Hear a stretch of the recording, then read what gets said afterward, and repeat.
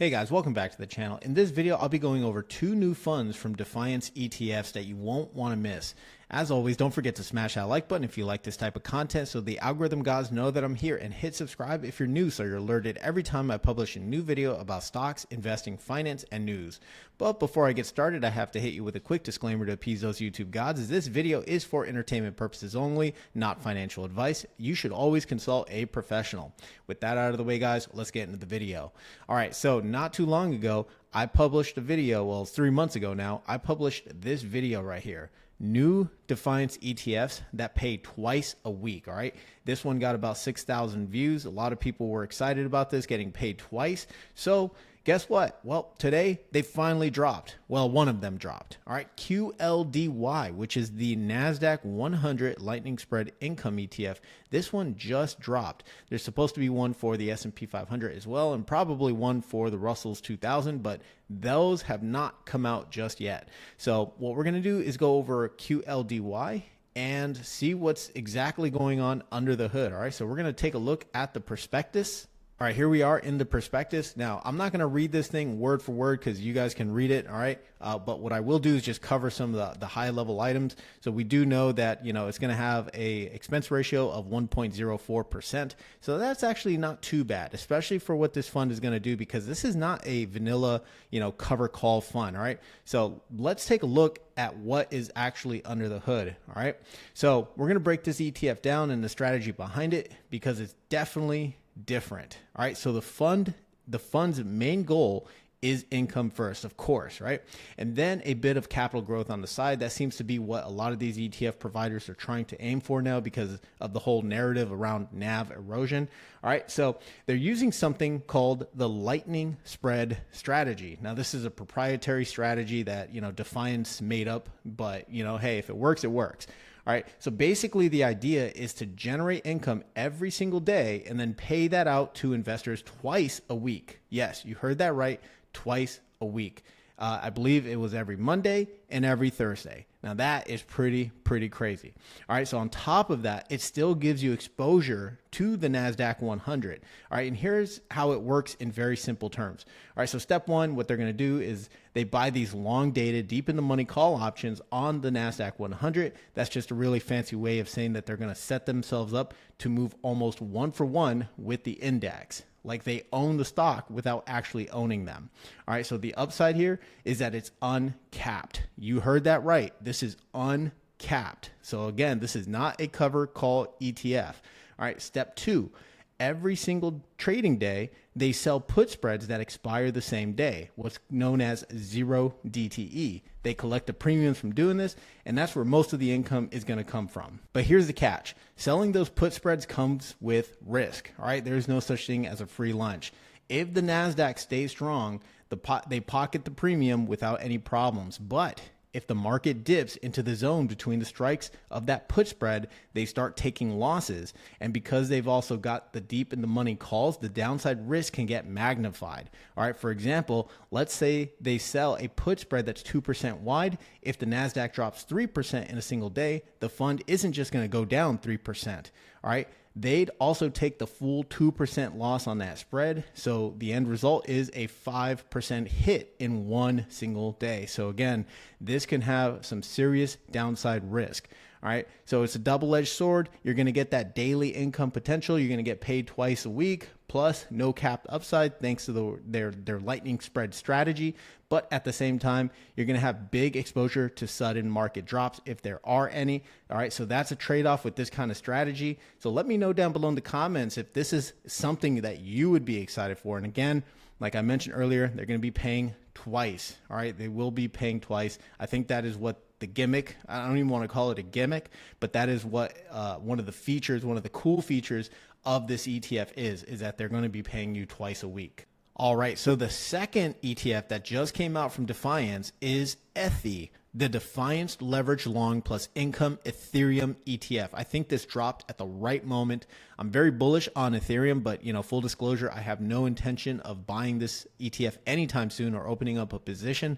If you've been following Defiance for some time, then you would know that they also have MST, which is the Defiance Leveraged Long Income MSTR ETF, similar to like a MISTI or an MSTW or an IMST or even MSII, right? Everything, all those other ETFs that are basically tracking MicroStrategy.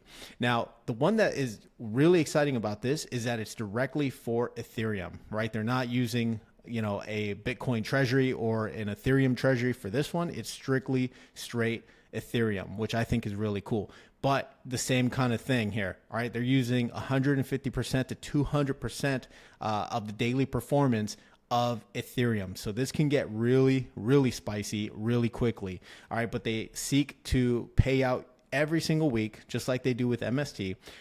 So this is, I think, a good fund if you're very bullish on Ethereum, all right? I am very bullish on Ethereum.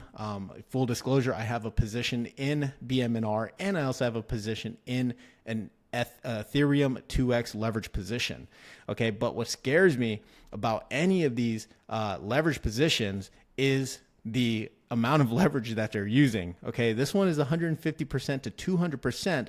Plus, they're paying out a distribution. So you can also go through, quote unquote, NAV erosion. I'm just going to say it one more time, because if they're taking money out of the NAV and if this ETF is dropping in value, well, there you go, right? That's what it is. All right. We could see this happening to MST. If we zoom out a bit, this thing is down 48, almost 49% year to date. Okay. And that's not a fault of Defiance. That is because this follows MicroStrategy. This follows strategy, and in strategy has been in the dumps as of late. Okay. So why would someone, be bullish on Ethereum? So I'm not going to be able to explain the reason why, honestly.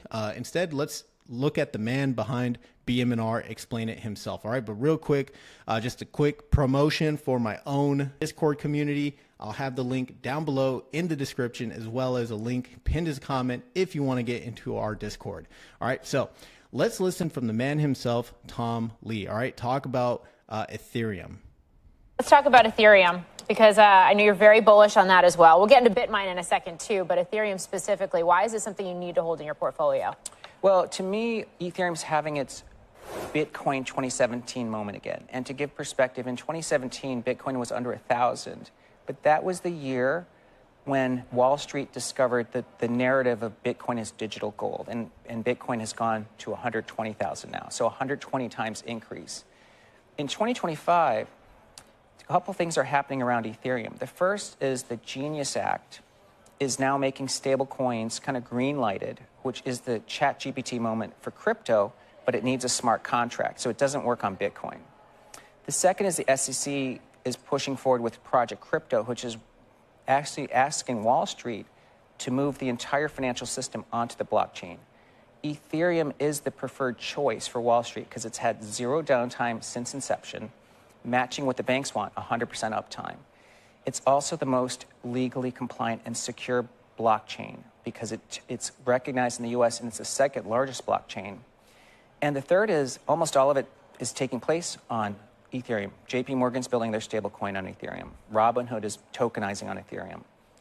The custody banks are doing it on Ethereum. So it's really where Wall Street meets, but that's also where AI is meeting crypto. Because as you know, as we tokenize and move towards robots, you need a token economy to control them, which is taking place on Ethereum. So absolutely wild. I mean, how could you not be bullish on Ethereum right now, right? Especially this year, especially with, where Ethereum is. And let's just listen to what, price prediction Tom Lee has, all right, for Ethereum. And this kind of adds to the excitement about it. Interesting. I mean, when I think about strategy, it is really it's the whale in the Bitcoin market just because they have been buying up so much Bitcoin. So if Bitmine is taking a similar approach to Ethereum, where do you see prices for Ether going? Well, I looked at some research from Sean Farrell, who's our head of digital asset strategy, and he put out a presentation about Ethereum today. So he thinks the ratio of Ethereum to Bitcoin could go back to its 2021 highs, which is about 0.14. That would value Ethereum today at around 16,000, and it's currently 3,700. Boom, 16,000. 16,000 Ethereum. Is it possible? We only have a couple months left in this year. We are still hovering below, 3,800, if I'm not mistaken, for Ethereum. Maybe it's not. Maybe I forget how much Ethereum is. I haven't checked it in a while. Okay, I guess I was absolutely wrong. I had to check that because I want to make sure I give you guys the most accurate information. But it looks like Ethereum is actually hovering at around $4,600 a coin. All right, so my mistake. It is definitely not 3,800. All right. So anyways, again, having these price predictions, you got to take them with a grain of salt, but still it is pretty exciting to know that that could be possible, right? So if you wanted to capture, the upside of Ethereum, the run up of Ethereum to 16,000, along with making some type of, weekly distribution, weekly income, I think this could be an absolutely killer of an ETF. So tell me what you guys think down below. Is ETHI going to be a good ETF? Something to get into? Is this something exciting for you? Are you bullish on Ethereum after hearing Tom Lee talk about it? I certainly am, and that's why I'm invested into BMNR. Again, full disclosure there. But again, outside of that, guys, I hope you enjoyed this video. Hope you got some value from it. I will see you guys in the next video. Take care.